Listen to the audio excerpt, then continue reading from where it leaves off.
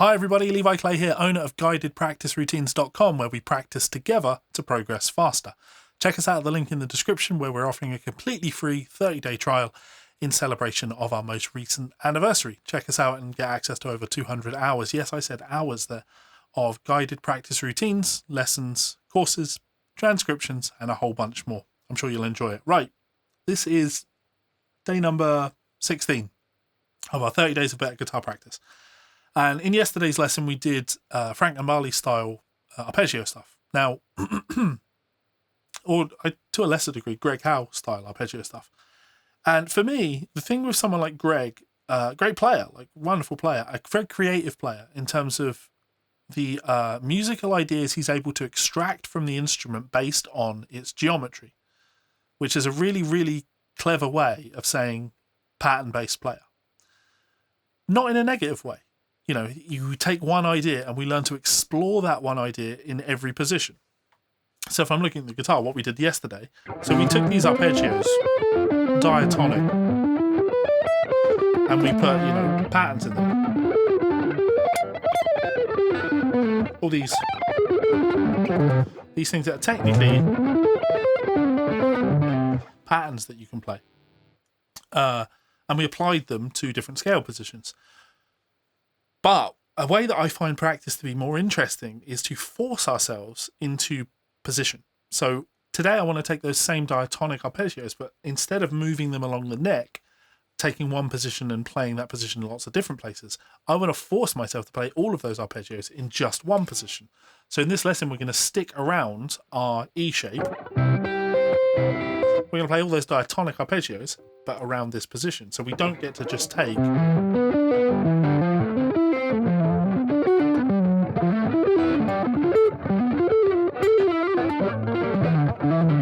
whatever the patterns that you take, we have to really explore a position.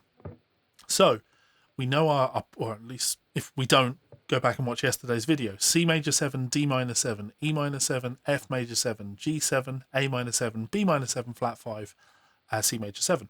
So the way I've broken this down for you is we'll start out by playing a full arpeggio in position.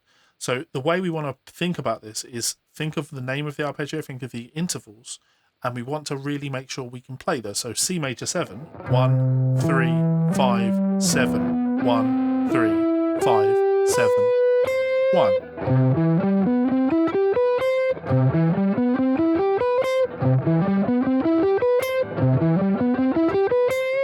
But then keeping my hand here, can I play D minor 7? Well, here's D. 1, flat 3, 5, flat 7. 1, flat 3, 5, flat 7.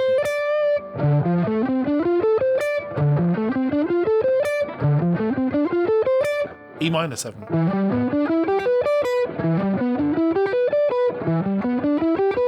That's the scale pattern we did last time. C major 7. F major 7.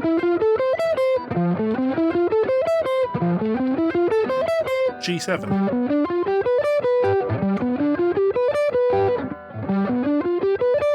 A minor 7.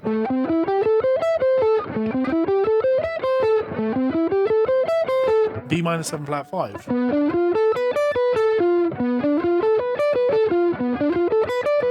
Back to C major 7. So if I play those really slowly, C major 7, D minor 7, E minor 7, F major 7, G7, A minor 7, B minor 7 flat 5, C major 7. To me, that's like a real good knowledge of positions. And I took a lot of this stuff from studying the works of Don Mock, the great Don Mock, who I had the pleasure of working with in the later stages of his life. Absolutely iconic teacher and a real master of arpeggios. Don would make you practice things like this in position. So instead of playing the whole arpeggio, what happens if we just played 4 notes? Like, so C major 7, D minor 7, E minor 7, F, G, A minor 7.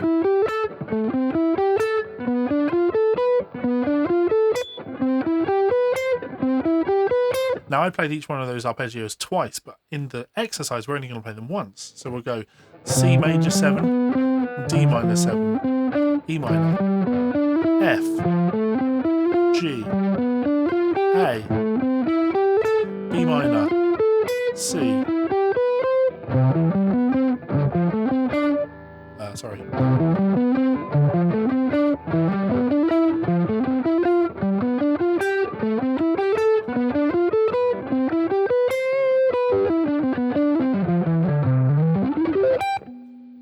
So that's our diatonic arpeggios. And it's a great fingering workout and a great picking workout. You'll notice I alternate picked all of that.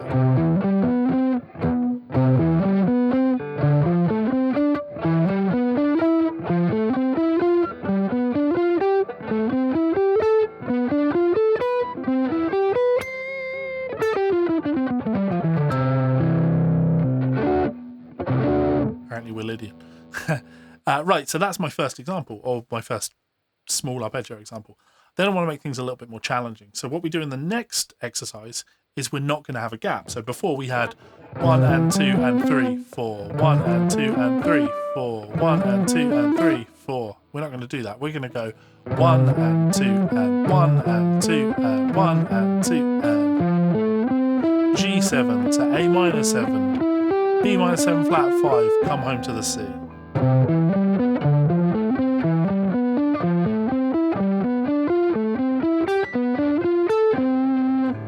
That's the first half of our exercise.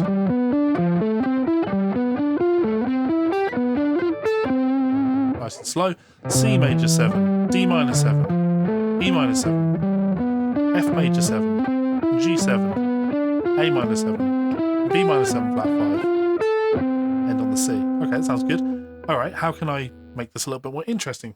So the second time through, we'll play slightly different. We'll ascend one arpeggio, descend the next. So we'll go up C major 7, and then down D minor 7. Up E minor 7, down F major 7.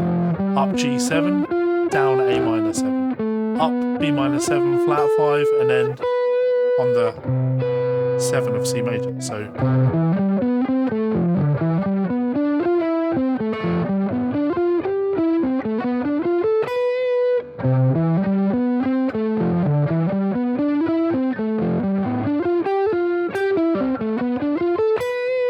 and I'm really trying to hear this, right? Bo ba ba ba da da da ba ba bo ba ba da da da da bo da da da da bo ba ba ba ba ba ba ba ba ba da da ba ba. Shouldn't be singing there.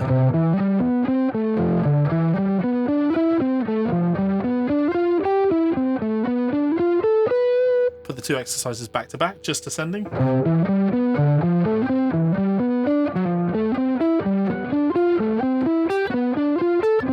Then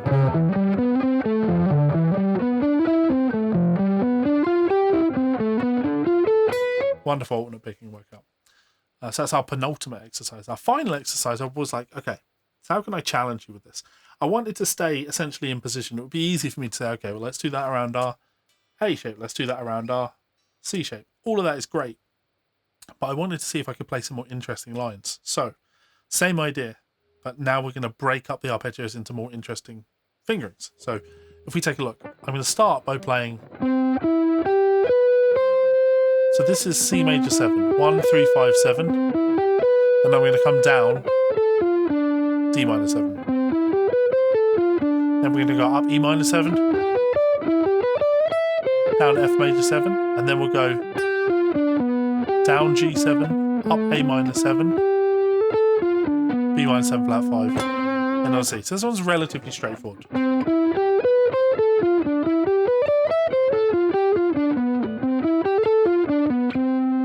We should be able to hear the chords as I'm doing that.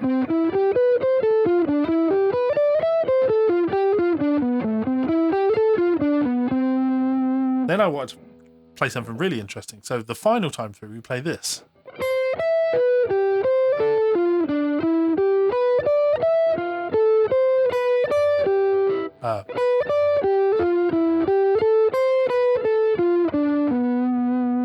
whoops. End on the root note. That helps. So what am I doing there? Well, I'm playing.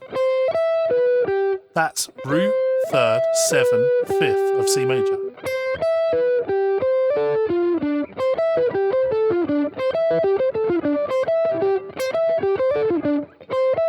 So C major 7, down D minor 7. Then straight up E minor 7. But for F major 7, instead of playing with octave displacement,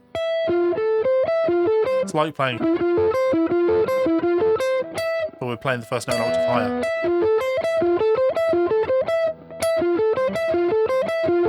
And we connect that 3rd, 5th, root 7. Connect that to A minor 7.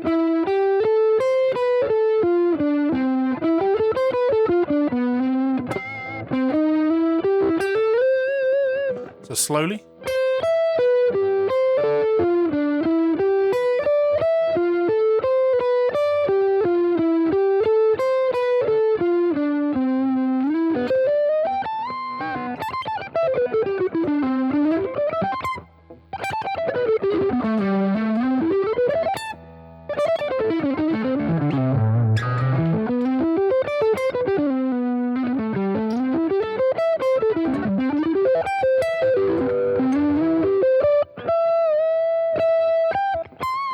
So I'm just playing notes for the sake of it there.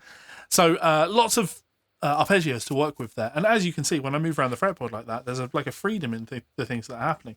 But to me, the aural freedom, the musical freedom, comes from practicing things like that. Forcing myself. C major 7, D minor 7, E minor 7, F major 7, F7. Let's go.